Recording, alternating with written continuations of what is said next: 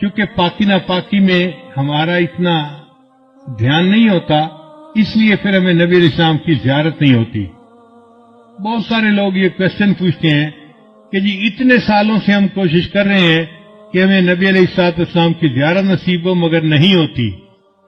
عام طور پہ جو ہم نے بزرگوں سے سنا ہے اس کی دو وجوہات ہوتی ہیں، ایک نگاہ ناپاک ہوتی ہے اور ایک بدن یا کپڑے ناپاک ہوتے ہیں جس کی وجہ سے زیارت سے محروم ہو جاتے ہیں۔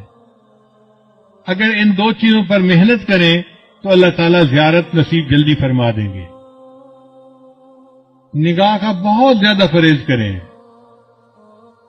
100% پرہیز کریں گے تو اللہ تعالیٰ کی طرف سے پھر نبی علیہ السلام کی زیارت والی سعادت نصیب ہو جائے گی۔ میرے والدین چونکہ شروع سے ہی نیکی کی زندگی گزارنے والے تھے، تو میں نے تذکرۃ الاولیاء کتاب 5ویں کلاس میں پڑھی تھی۔ 5ویں کلاس کے بچے کو تو ابھی کنسیپٹ بھی نہیں ہوتا، مگر مجھے والد صاحب نے وہ کتاب لا کر دی کہیں سے، تو میں نے اس میں اللہ والوں کے واقعات پڑھے تو دل میں بڑا شوق ہوا کہ مجھے بھی اس لائن پہ چلنا ہے اور اللہ والوں کی لائن پہ آگے بڑھنا ہے۔ پھر اس میں ایک کتاب میں نے پڑھا کہ نگاہ کا بہت پرہیز کرنا چاہیے، تو چھوٹی عمر میں، ابھی میں بالغ نہیں ہوا تھا، اس عمر سے ہی نگاہ کا پرہیز شروع کر دیا۔ بہت بچتا تھا، بہت نگاہ کو بچاتا تھا، اور مجھے اس زمانے میں اپنی والدہ سے ڈانٹ بھی بہت پڑتی تھی۔ ہر دوسرے تیسرے دن کوئی محلے کی آنٹی آتی اور میری والدہ کو کہتی، تیرا بیٹا جا رہا تھا، اسے تو ہمیں سلام بھی نہیں کیا، یہ تو ہمیں اپنی خالہ ہی نہیں سمجھتا۔ اور امی مجھے بلا لیتی تھی، بیٹا وہ تو نے اپنی خالہ کو سلام کیوں نہیں کیا، یہ تو میری کلاس فیلو تھی، یہ تو میری سہیلی تھی، ہم بچپن کی دوست ہیں، تم سلام تو کرتے۔ اور مجھے پتہ بھی نہیں ہوتا تھا کہ یہ آنٹی کہاں گزری تھی اور کہاں اس کو سلام کرنا تھا۔ تو میں آگے سے ایک بار کہتا تھا، امی آنٹی سے یہ پوچھو کیا میں نے اس کی طرف دیکھا تھا؟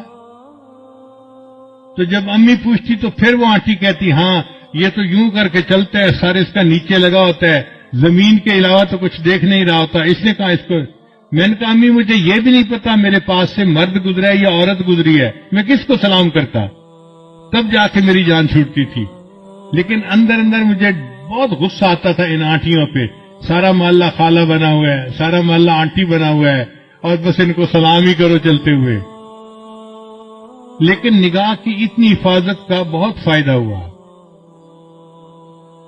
مجھے آتے جاتے جوتوں کی آواز سے پتہ چلتا تھا کہ قریب سے کون گزر رہا ہے۔ عام طور پہ مردوں کے جوتوں کی آواز اور ہوتی ہے اور عورتوں کے جوتوں کی آواز ڈیفرنٹ ہوتی ہے، اس سے اندازہ ہو جاتا تھا کہ قریب سے گزرا کون ہے، ورنہ کپڑا بھی نہیں دیکھتے تھے کہ قریب گزرنے والا کون تھا۔ اتنی نظر کی حفاظت کرنی ہوتی تھی۔ اس پر اللہ رب العزت نے پھر جو مہربانیاں کی وہ اب کیا بتائیں آپ کو۔